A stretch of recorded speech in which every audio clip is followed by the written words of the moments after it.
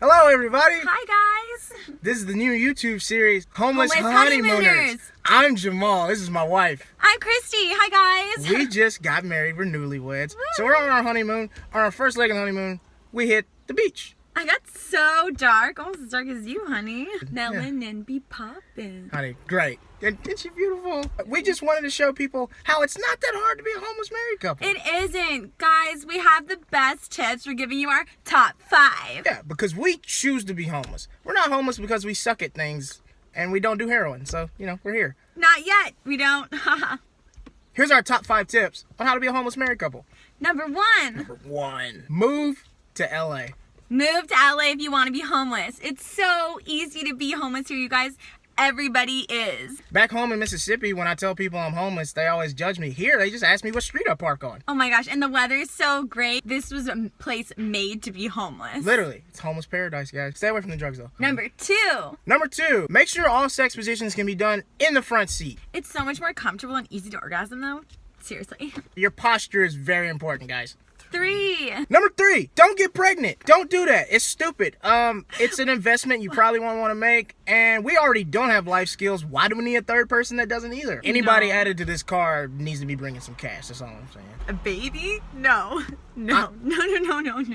No. Number 4. Number 4, if you happen to be an interracial couple and you're driving through the South, lighter person always drives. Or when you're talking to cops. Lighter person always talks to cops. They speak their language. Racism. You ever pulled over by the cops? Make sure the lighter person talks, just for safety. Also, your night blindness and your anger. I have an astigmatism, and I'm working on my anger. I told you that. Why do you always keep bringing that up? Number 5. Number 5. It's very important where you park. Our lovely home, and we don't want anything bad to happen. At night, we tend to avoid the poorer communities because, You know what? Babe, how could you say that? I'm wearing my Black Lives Matter underwear right now. How can you say that? It's so hurtful when you treat me like a racist. What's in the poor areas, Christy? Crime. The statistics say crime. Live from Hollywood. He just found out his last overdraft fee wasn't an April Fool's joke. Your host of Secret Black People Meeting, Niles Abston. Oh, everybody. Yeah, overdraft fees, they don't get you. But you guys don't watch the show because I have money. That's why it's on YouTube. That's why it's free. In the basketball world, Villanova was the best team on the plantation. They beat Michigan in the huge national championship game. They had a great game from a guy off the bench, Dante DiVincenzo. He had a great game. He set the record for most points off the bench, and he also won the Final Four Most Outstanding Player. Of course, Twitter couldn't let Dante enjoy his one night.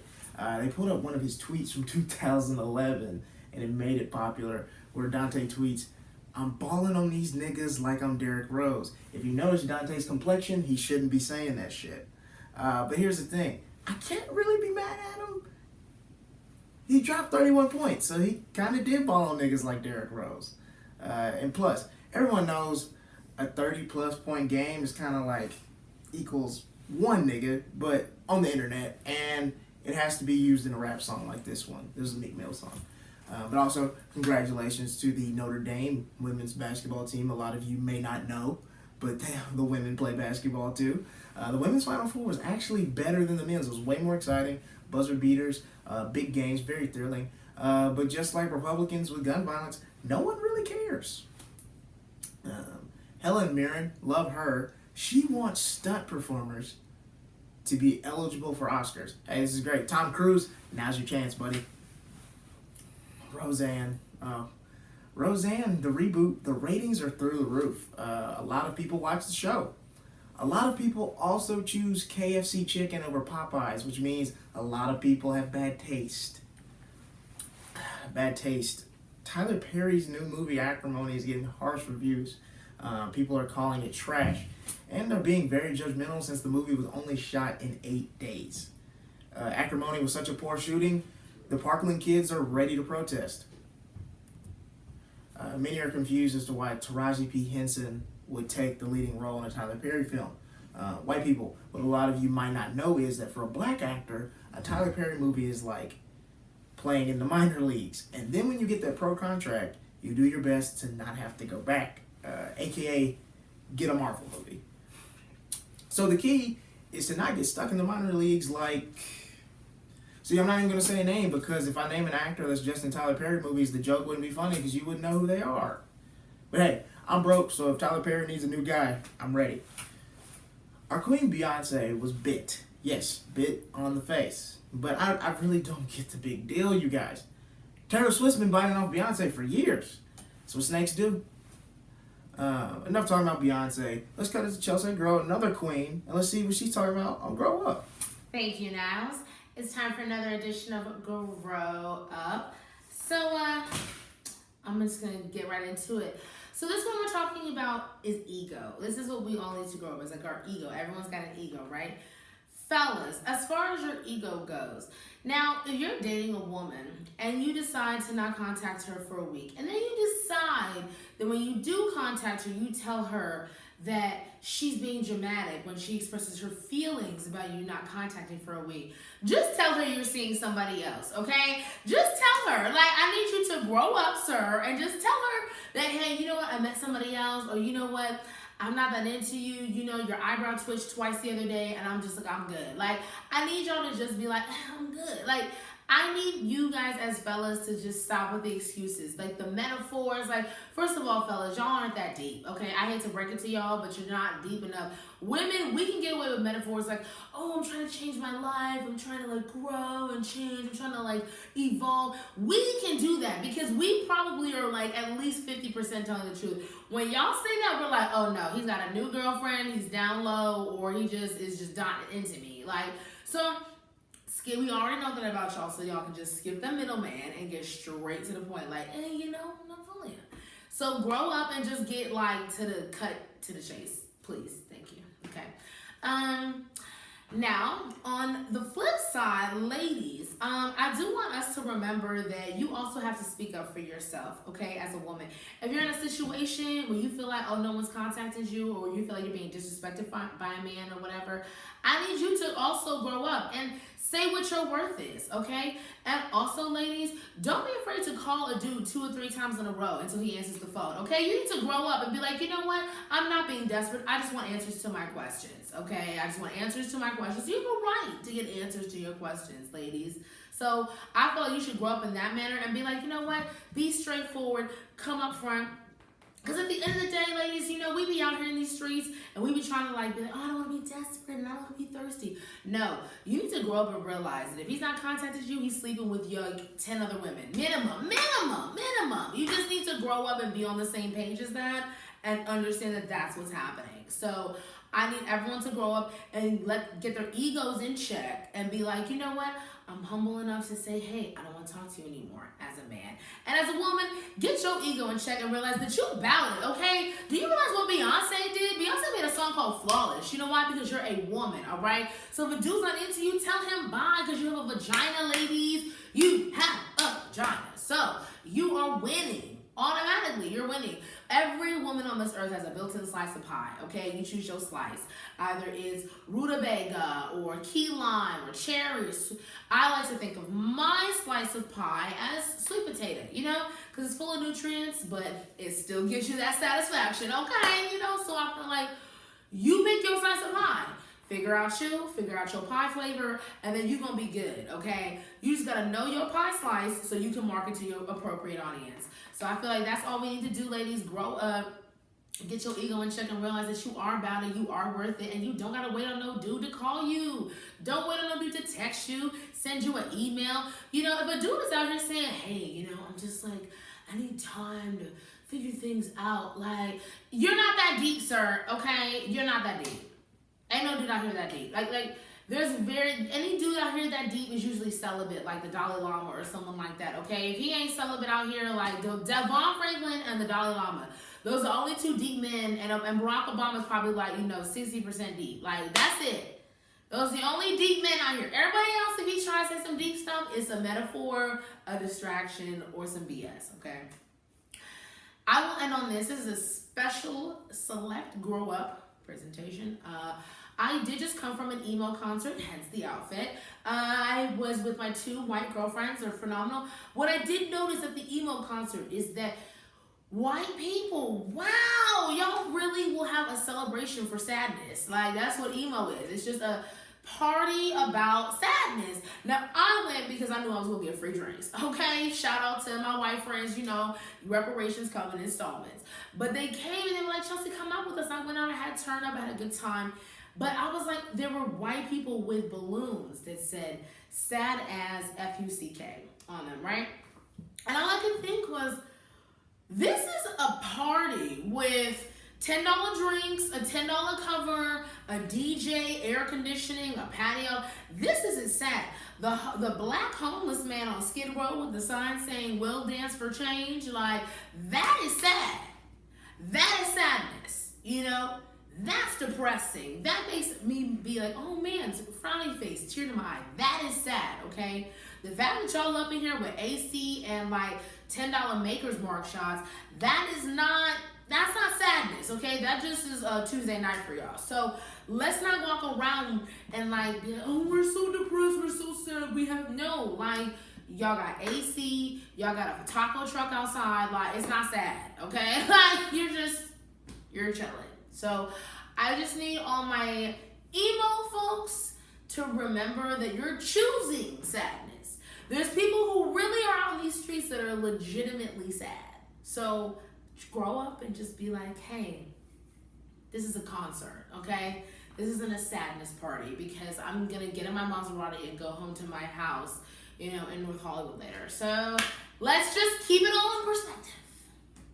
So that is another edition of Grow Up. I'm excited to be here. I'm excited y'all saw my outfit as well, because it's popping.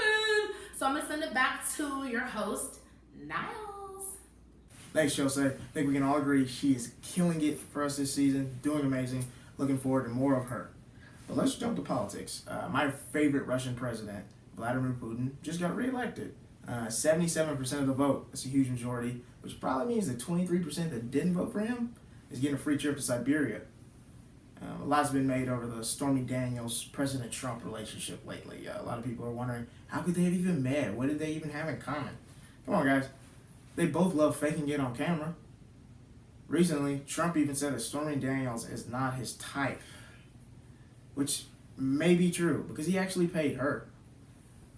Stormy Daniels did a big interview on CBS's show 60 Minutes recently, where she talked about being stalked and being threatened and other things that had to deal with the situation with Trump. Let's listen in. And then he leaned around and looked at my daughter and said, "It's a beautiful little girl. It'd be a shame if something happened to her mom." And then he was gone. Wow. Who wrote the dialogue for the villain in this movie? The same nigga that wrote Scooby-Doo? What? The teachers of Oklahoma decided to have a walkout this week in protest of their schools not being fully funded and also not being paid a fair wage. I'm also worried about them because I have a lot of friends that are Oklahoma teachers, because the last large group to walk in that state, it didn't go so hot. Not only do these hardworking teachers deserve a pay raise, but they also just should be paid double for having to live in Oklahoma. Oklahoma's Governor Mary Fallin, who many have said might be the worst governor in the United States, is to blame for the poor public schools that are not being funded. Governor Fallin is infamously known for her alleged affair with her bodyguard back during her time when she was the lieutenant governor. That has nothing on the way she has the Teachers Union of Oklahoma bent over right now. Over the last couple weeks, when we look at America, the racist discrimination right now in the hands of the justice system, it seems to mirror things that we learned in our history books. We have black women sentenced to prison for 5 years for voting on probation, an honest mistake. Another shooting of an unarmed black man with a family, and another police officer getting off scot-free for killing Alton Sterling. All of this while a white teenager, the affluenza teen, is released from prison after murdering 4 people and given probation. He's getting to go home. Well, if only we had more videos of police playing basketball with black kids to make us feel better, right? No, we need better, America. This is Secret Black People Meeting. I'm your host, Niles Abston, and we're about to cut it to your guest, Malcolm Hatchett. Where do you see yourself in 5 years? Like, what are your dreams and aspirations? Like, what are your biggest dreams? Like, what would you tell yourself that you want? In 5 years, I'm gonna be on her couch at a studio, Yes. Small Talk Live, with a bag of Doritos. Yes. That I purchased with cash instead of EBT. Nah, for real though. That's awesome. It's really a joy to watch you on the stage. So I'm really excited to see what you're doing. That's why I wanted you on this show. It's like, because like we were talking about before, like this show is meant to showcase some amazing talent so we can look back on these episodes and be like, yo, that's where we started, you know? So I'm excited about that. I was broke that day. I ate Carmex. Y'all know what Carmex is?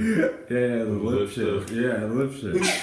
Finger licking. No, Oh, didn't you have a bit on that where you're like, yeah. The laugh back, yeah. I was like, this is like a social security to a nigga. Yeah. What's up, everybody? You just saw a commercial for Small Talk with Lila Hart. With Lila Hart. She's funny. She's small. They talk. Go watch it. It's a good show. You were on there. You did an episode on Small Talk. Did you have fun? Yeah, man. That was nice, man. Yeah. How many little person friends do you have? That might be my only one. My only one. Make sure you don't say the M word. All Yeah. right, cool. Yeah, but this is a very funny guest right here. Malcolm Hatchett. I always be roasting this nigga look like everybody uncle on the block. This is a nephew. nigga look like he'll change your oil and your tires. Or nigga look like he a mechanic. Give me $20. I'll fix it. It's gonna cost you about $500, man. That's No, what I do man. too. Malcolm, you hilarious, bro. I like the energy you bring, man. I saw your interview on Kill Tony. Hilarious. Great job on there, bro. Thanks, I haven't been on there. Oh, you gonna get on there, I gotta man. get on Kill As Tony. soon as you go, I don't never see you. See you Nah, playing. I come up there, you know what I'm saying? I give my piece, you know. But you did a very funny interview on there. I like the interview, and I can tell you're really feeding off you. I like the energy you bring on stage. You really lit the room up, man. Thanks. Crack baby, still got it in me. You a crack baby? That's hilarious. Well, that's not hilarious. It's the truth. You're right, it's the truth. And it's kind of funny.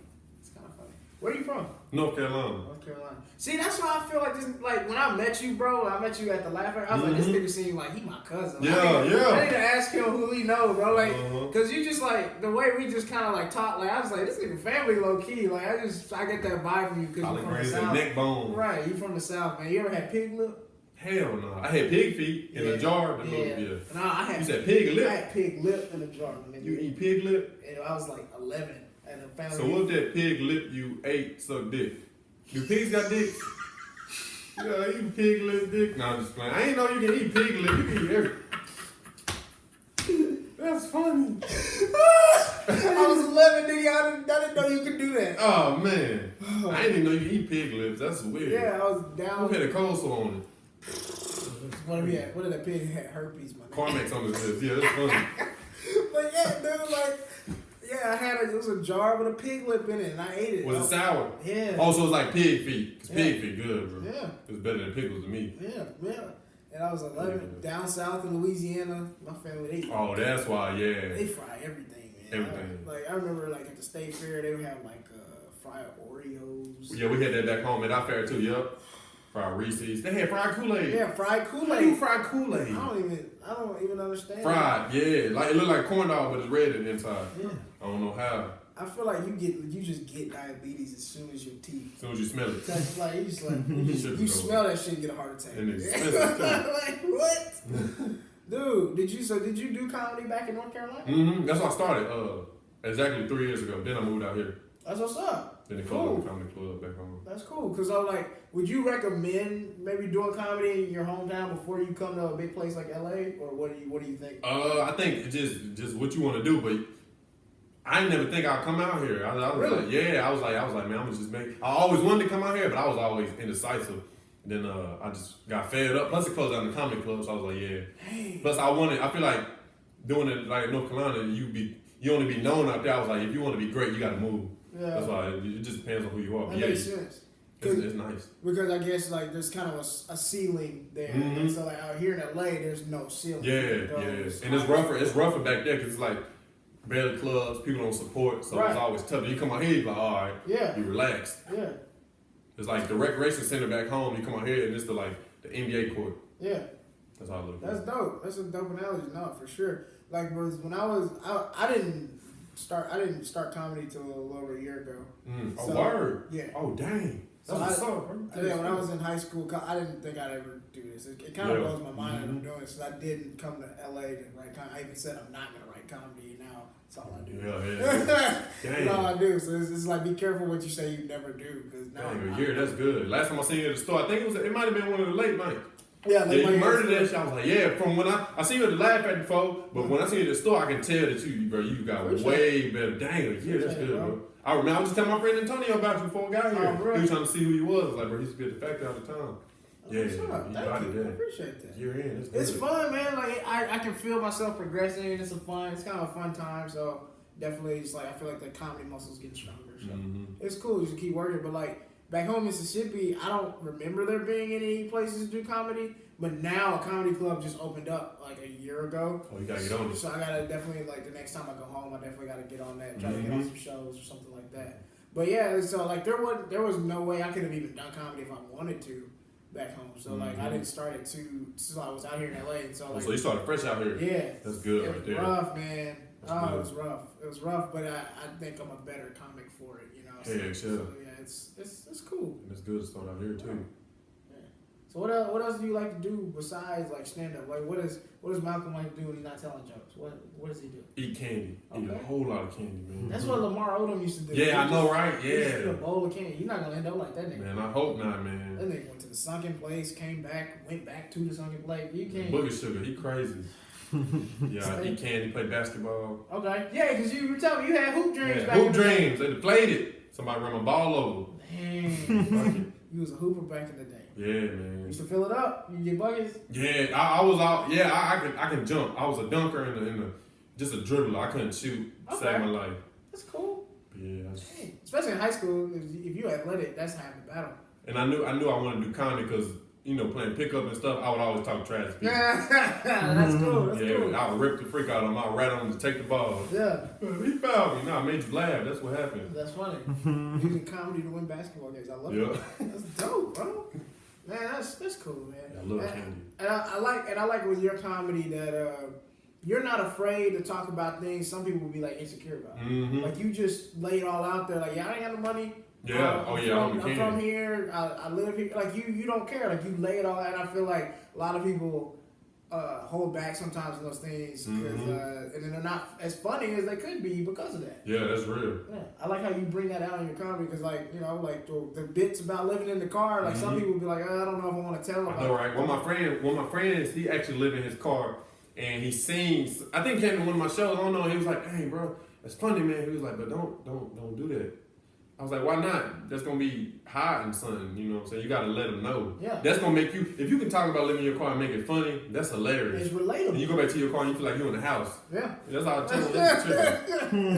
That's relatable. You got to bring it out. Yeah. Can't bite your tongue. That's cool. Because I'm definitely, see a lot of value in jokes like that. And I feel connected to that. Because, like, I did live in my car for a while. So, like, I know what that is like. You know, and it's such I feel like I learned a lot in that time. And I feel like I got really funny. Yeah, it do. It gets you. Yeah, bro, I'm trying to tell you. Like, so we telling people. Because I feel like I was okay. But I don't know. It's like a couple months living in my car, it's like something clicked. Yeah. I don't know what happened. It humbled you. Yeah. It really did. I feel like, I guess because, I had, like you said, I had to be humble in this car. So it was just kind of like on stage. It was like, can't nothing really hurt my feelings. Think about it. You in the car. It can't get no funny than that. Sleep in the car. And it can't get any worse. Maybe if you sleep for 8 hours, I don't. But just think, you get a full sleep in the car. Dude. In the car. I did not sleep that much during Yeah, me either. I can't. It's tough, man. I only slept maybe 3 to 4 hours a night, if that. Yeah, same here. I sleep at the Planet Fitness. It's a Mexican grocery store right beside it. Yeah. Mexicans get up early, so they always waking me up with the Hondas and the music and the food trucks and the dude selling ice cream early in the morning on the little bike. That's how I was. Little bike. Little dude, ding, ding, ding, popsicle. Like, you gotta wait till I get paid. That's how I be though. They always be wanting cash. Like, yeah, cash. Man, this is a little Mexican lady. Sorry, but this little Mexican lady, she makes fire orange juice, my nigga. Where? MacArthur Park, where I live. Dog. Oh, you stay down there? When I first moved there, I was living in a hostel around the corner. Yeah, I know. MacArthur Park. That's crazy. Yeah, it's crazy. All the people in MacArthur Park sleep, just lay down. Yeah. It's like I'm an EBT around the corner. Yeah, right there. And so like she juices fresh orange juices that her family picks every morning. Outside? And sells the orange. She'll juice the orange right in front of you and give you the cup. It's heavenly, my nigga. Like how much? $3 a cup, and the cup's like this big. Oh, and I be I'm about to wanting, go. every morning I be wanting to buy one, but she only take cash. And I just be like, Oh yeah, I'm going. It be cold. So where am I got the part? It's just right there I by the won't miss it. where you get the EBT. Like she. Oh, right there. Oh, I figured about it. Oh, okay. I'm gonna have to check her out. Oh yeah. Orange juice is so What good. time should I get there? She's out there from like early morning to like 1 or 2 o'clock. I'm gonna get there tomorrow. Yeah. Dang. That's good orange juice. It's so good. I believe it because they all be out there selling stuff. Yeah. That's. I didn't know how many people sold stuff till I moved to MacArthur Park. It's just like everybody's trying to hustle, everybody's trying to make something happen, or they're homeless. Like, man, I've seen like cops beat homeless people up. Yeah, that's tough. I'm just like, I seen cops arrest homeless all the it's time. hard to watch sometimes because I was homeless at one point, you know. So it's just like you see that, you're like, that could have been me. You know? I feel it. That's my own. Right. Yeah. I be. Oh man, tough. that's rough. I'm sorry to like go to a sad note, you know. So we're gonna take a quick break. You're gonna see a little promo for our show, The High Tonight Show with Victor Martinez Jr. It's the newest show. It's live. Don't miss it. It's every Saturday night at 9:30, right where Garage Mic is. When we have the open mic afterwards at 11 o'clock. So check it out. Hey, now they dancing to me shit. Now I'm on top, now these bitches dancing to me shit. Didn't show me love, yeah, wasn't asking for this shit. Now I'm on top, now these bitches dancing on me shit. You feel me? Credit, yeah. Shout out to my nigga Victor Martinez Jr. You feel me? We doing it for real. Yeah. That's it, Motherfucking flesh. High Tonight Show, episode 2. That's a wrap. Make some fucking noise. If you haven't heard, I'm growing a human. If you can't tell, 3D baby, 3D printing it. Do it, baby. It's gonna be a boy. It's not gonna look like Dave. It's not gonna look like Jerry. It's gonna be real cute. It's gonna look like me. I was a cute ass baby, guys. I'll feed him. I got titties. So you're 23, right? That's cool. Me too. Both. And like I was when I came out here, when I started doing comedy, I was like 21 and a half. So like I was very surprised that I was it wasn't like that many people my age doing that. I figured like, oh, everybody's young doing this, but I was like, nah. Ain't nobody. I was 20. It's a small group of us, like people under 25, you know, that doing comedy. So what do you like? What made you start it at such like a young age? Like you started what, 19, 20? I was actually 19, but I was 20 like a few months after. So Okay. yeah, actually 19 December. Yeah. Shoot. I was always class clown, just roasting people. Everybody, just growing up, everybody was like, you should do comedy. I wanted to act. Yeah. And you know, sometimes you have to do comedy in order to act, stand up. Right. So just girls showed me the comedy club, and I gave it a shot, and it was like, dang, I'm actually me on the stage. Yeah. So I was like, shoot, instead of getting in trouble, I should just do this, and I just started doing it. Yeah, that's good, man. Using it. And you know, that's cool that you were doing comedy in the South, because I think being from the South definitely influences a lot of our comedy. Like what would you say? What about like North Carolina? Kind of like you can feel like, you know, like where you're from in your comedy. Like where does North Carolina fit into that? Like in your jokes and like. North Carolina, like how does it inspire your jokes? Oh, inspire my jokes because it's like just the struggle, just struggling out there, seeing my friends, you know, get in trouble, you know, selling drugs, gang banging, just it's as if I'm a rapper, but I'm making it funny. Yeah, that's how it is. Bro, that's how it is. That's good, because like that's how I approach my comedy. Because like I think one cool thing about like the Straight Outta Compton movie, like the NWA, they were basically saying like they're like reporters or journalists. Like they're reporting what it's like to be where they're from. That's why the music was so violent. That's why the music said all these kind of things. And so like I like you, because you have some really funny jokes about where you're from and like things that you've, you know, overcome at a young age. And like it's the same as well, like just being from Mississippi is a place that's so like a hotbed for like racism and oppression and everything. And to try to make those things funny, it's not an easy thing to do, because they're tough things. And so that's really cool what you said. Like it's kind of like rap, but we're doing it in a comedic way. I used to want to rap, but I was too goofy. I sounded like Will Smith.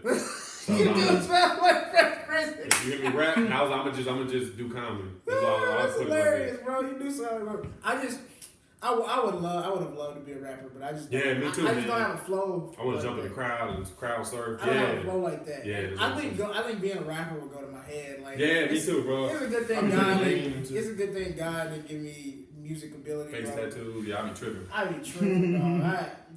I'd be in jail. I'd be doing crazy. I'll be living in the Porsche. Right.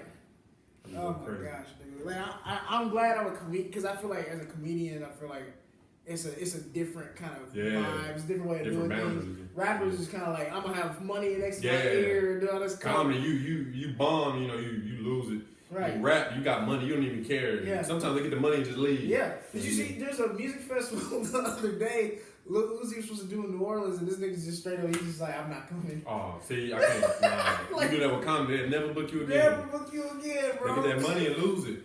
Because like the best comedians, some of the best comedians in the world are making a night with like the average rapper would make. That's what I'm saying. That's crazy. Like comedy is hard. Yeah. It's a hard thing to do. It's like, and that's why I keep alluding back to. I love what you said. It's like, like rap music's, because I talk a lot about,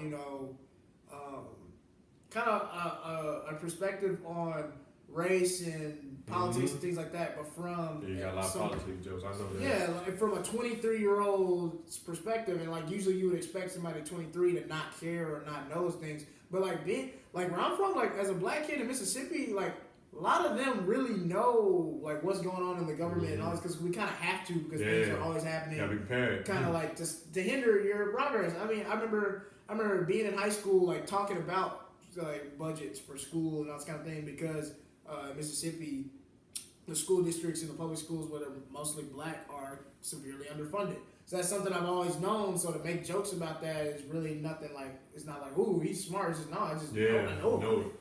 So yeah, that's being from the South is an interesting thing. Like, just like being black from the South, it's like you love it, but then it's also like it don't really love you. Yeah, don't love you, I know y'all got the KKK in North Carolina. Oh yeah, they around there. Yeah, for real though. We had like little theories and stuff, little areas. They ain't never been to none of them. Yeah, they out there.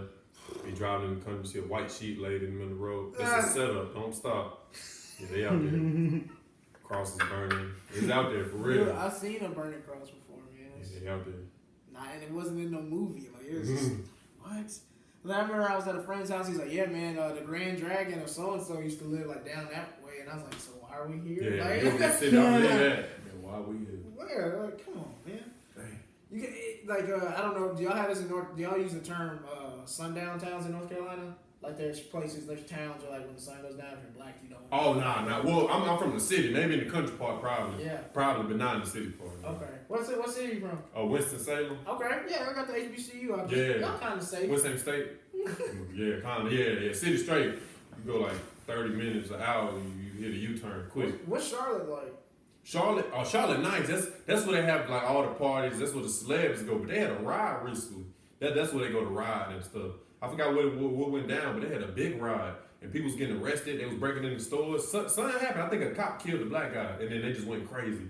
Yeah, it went down in Charlotte. That's usually how it goes. But yeah, Charlotte nice. That's the expensive part of North Carolina. What was school like in North Carolina? See, school for me, it was diverse. I went to school with a lot of white people, black people. Yeah.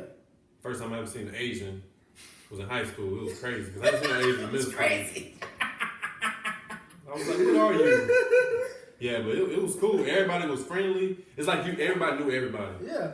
Yeah, and if you didn't know somebody, you knew them through somebody. That's cool. Any of your teachers have guns in the classroom? I hope not, because I know some students who did. That's one thing about some schools I know in Mississippi. Like, there's some kids that brought guns to class. Yeah. So if a teacher got crazy, that's what I'm like. They can bring them guns. The kids gonna get shot. Student might bust back on them. They in North Carolina, man. They bring guns all the time. They be in the bathroom taking their photos on Facebook. Taking selfies with the Aaron Hernandez. Yeah, you stupid. Soon as it gets suspended, who snitched on me? You snitched on yourself. Right. Hashtag, what was it? Heat or whatever? Yeah, hashtag heat. That's stupid. I used to know niggas that would post selfies with guns. I'm just like, what are you doing? Yep. Like, stop. I feel like every nigga that posted a selfie with a gun back in high school is definitely doing jail time. Yeah, see, I posted a picture with a gun. It was on Snapchat. And I went to jail for 14 hours. Not when I'm supposed to be on here. I'm not gonna lie, I got ratchet one time. I was on set. As soon as you get a gun, you be like, man, let me see your phone, bro. Right?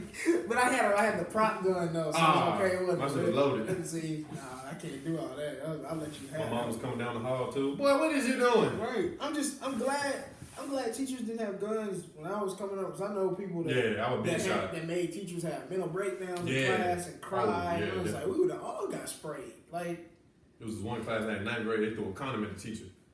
Yeah, she switched. We had 4 different teachers in my 9th grade science class. They all quit. They was going to different schools. That's how bad it was. And like 4 dudes in their class in jail doing life now. It was so bad. But it was funny, because the hood dudes be real funny. Yeah. But they just, don't nobody really love them like that outside of school. So right. They just went crazy, killing people and stuff. They threw condoms at the teachers. Like, man, I ain't never seen no man. I was a virgin. Like, what is that? And she started crying. Everybody was like, this is what you used to have sex. I was like, oh. They started calling me a virgin. Then I had to be funny then. Right. It's a defense mechanism. I'm like, oh, man. Yeah, but I do a segment on the show called Sounds About White, where I talk about things that sound pretty white. And so, like, there's a couple of teachers that have been in the news. First, there's a white teacher in Utah. She shot herself in the leg with her gun. Oh, man. She's tripping. Literally. It's like, I mean, the police can barely use guns right. You think, like, Miss Harrison that teach 9th grade English is gonna be able to be John Wick with that shit? Like, that's not. Man, that's true. She shot herself in the leg. And they had to, like, evacuate the classroom and stuff. Like, So she brought a gun to school. They made it legal out there? I don't know. I don't think it's legal in Utah. I don't think so. And she out here acting like Plaxico Burris. So I was like, oh, yeah, shot herself in the club. all right, at least he was in the club. There's a lot going on. She at school. He was in a quiet classroom. They dropped the chalk all the time. She should have knew she couldn't hold it. You see the teacher pick up the chalk, the eraser, right, the ruler. Right, how she dropping the chalk. How she go? Even the kids get back from lunch. Oh my gosh. Yeah, that's crazy. Oh shoot.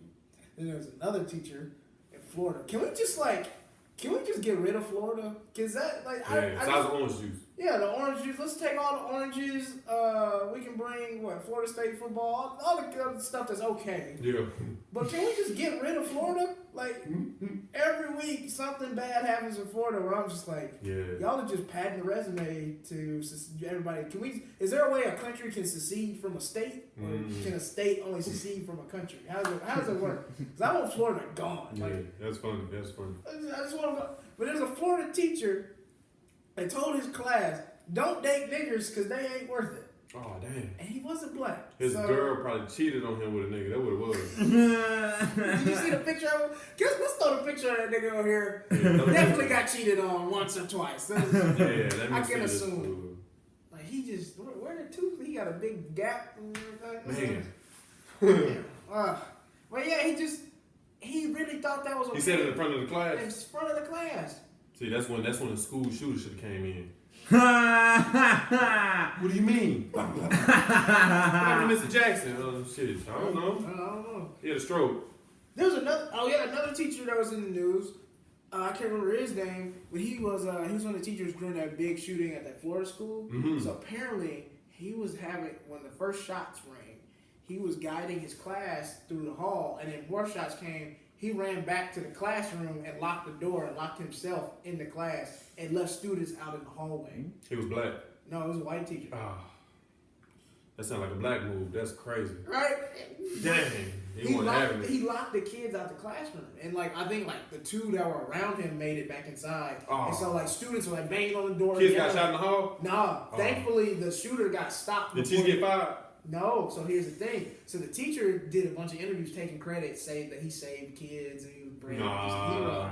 And then so one of the kids that got locked out of the classroom made a statement on the internet and said this teacher is lying. He locked us out the classroom and tried to save himself. He's a coward, he shouldn't work here, all these different things, and called him out. And he got other students that were in the hallway with him to kind of co-sign. See, I would have been on Snapchat. He wouldn't have got me. He got embarrassed, man, because he was legit doing interviews where they were calling him a hero. Nah. And he would, knowing he locked kids out of. What if the shooter had came up that hallway? Yeah, it would have been his fault that those kids got killed. I would have been a straight A student because I definitely would have had that on Snapchat. Right. I don't miss nothing. Because I would have blackmailed him for a good grade. Yeah. You just my paper. Apparently, I can't remember. One student said that the next week he dropped the class and he got changed to another teacher because he said he just couldn't sit in that classroom with that teacher anymore. Because it was just like high school. Yeah. To go, because to have the audacity to go on TV and be like, yeah, I'm a hero, I saved these kids, when you ultimately could have been the reason. Damn. Florida, y'all need to get it together. Like, come on. Florida, y'all need. What does Florida have that's like good besides the beach? Because I can do that here. Yeah. Disney World's cool. They got nice hotels. Everybody got nice hotels. Well, yeah, I guess Disney World's cool. I don't know. Can we like export that? Yeah, this is Secret Black People Meeting, episode 22. Deuce. That's how old we were last year, man. Yeah. We was 22. When's your birthday? March 25th. About to be 24. That's what's up. So you're a Pisces. Aries. Oh, man. Almost. I think it cut off on the 20th or the 19th. Okay, so you're Aries. What are they known for? Determined. Really? Yeah. I definitely see that. Yeah, we determined, we talk a lot, and caring. Okay. Yeah, determined, that's the main one. That's what's up. Hey, this is Malcolm Hatchett, hilarious comedian. Y'all need to be looking out for him. So funny. Check him out. We're going to throw his Instagram name. Y'all can follow him. Funny dude. And he's black. Love him. We've been through a lot. So this is episode 22 of Secret Black People Meeting. See y'all next week. Yay.